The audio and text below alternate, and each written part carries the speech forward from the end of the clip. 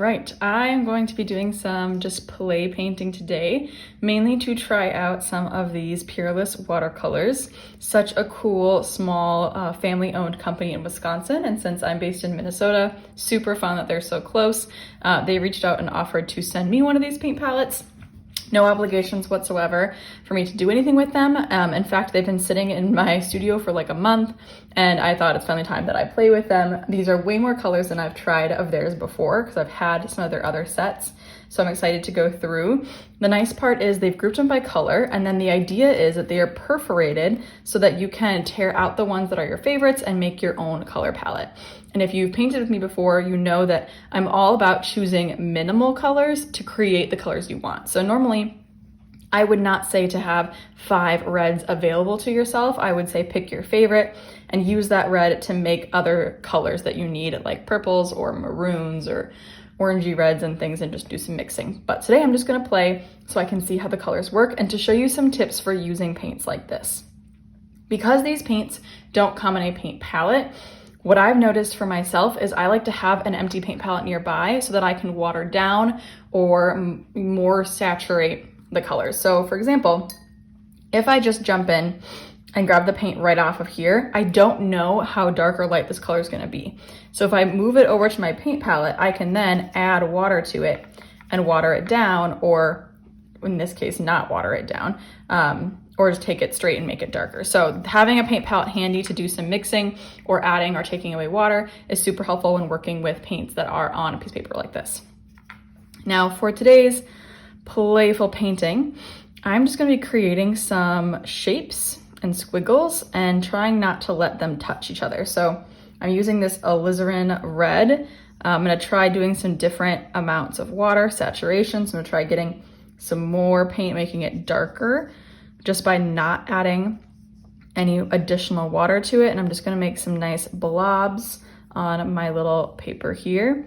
And then when I switch colors, I'm just gonna fill this paper up with blobs using all 5 of these colors. So hopefully you'll get kind of a feel for what these colors look like, how they act. So when I do my second color, I'm gonna go kind of right next to it and then maybe change the direction because we're going for blobbiness. Now, whoa, look how much darker that can get if I don't add more water to it. So that's when coming over to the paint palette, adding some water, watering it down can make a totally different looking color. Look how much different that is when it's lighter. It's almost more of an orange than when it's super dark with less water. So that's why it's great to practice with your paints.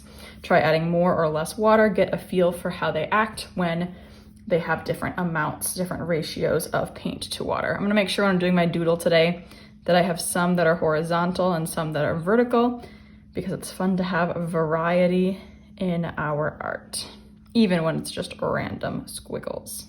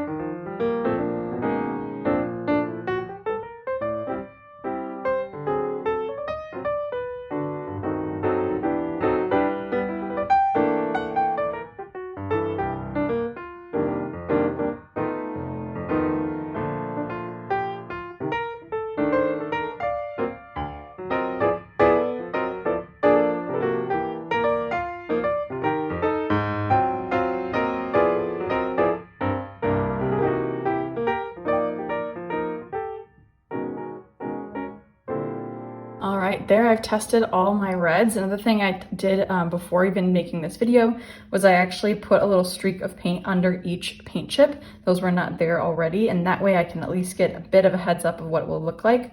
Of course, this paper that's on is not watercolor paper, so it's got a different sheen to it and it'll still look different on my paper. For example, here's the blood red on this paper. and here's a blood red on here. They're both kind of the darker red, but they're not exactly the same. Same for this, alizarin is the most pink of the colors. Hear how bright of a pink it is on the paper. This probably has just less pigment in it. Maybe it's more similar to this one. So I can at least get a quick glance of what the color will look like, because as you can tell, when the paint is dry, it looks completely different than when it's wet. So testing this kind of paint is imperative to making sure you know what's coming when you actually use it to make a painting. And of course, it's always fun to play with a simple, fun design like this.